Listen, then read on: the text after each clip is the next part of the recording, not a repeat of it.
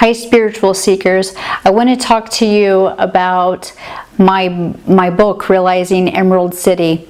Find your true power on the yellow brick road. Yes, I use the allegory of the Wizard of Oz to explain many of the concepts that I use in the philosophy that I've written about in Realizing Emerald City, which is an introduction to the rainbow gates, the 12 rainbow gates to quantum awakening. And this philosophy is not a religion. It can be used by somebody of anyone of any faith, and even those of that are rationalists or agnostic or atheist. And so it's a combination of several philosophies from A Course in Miracles, the 12 Steps of AA, the laws of attraction, and the universal truths of all the major religions, that they all contain these same core truths, such as love and forgiveness, etc. So it combines all those into a workable system, and there's specifically 12 gates that are focused not on relieving one of addiction, or that's what the 12 steps of AA and Narcotics Anonymous and all the other programs are for. But these 12 gates are for people who are wanting to awaken in a quantum fashion. And really, the 12 steps of AA, in the 12th step, it says that having had a spiritual awakening, etc., etc., it means that the 12 steps themselves were made for spiritual awakening, an awakening for addicts and alcoholics and other people that have other diseases and disorders and codependencies, that they would have a spiritual awakening that would pull them out of those lower frequencies and give them a quantum awakening, so that they are relieved of those conditions that were plaguing them. And you'll hear many great stories about people who stay in those programs for decades, that they've gone far, far beyond being relieved of addiction or alcoholism or codependency or eating disorders.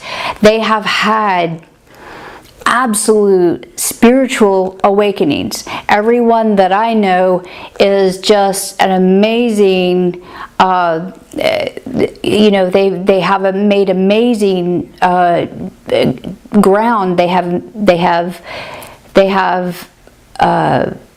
taken it to a new level.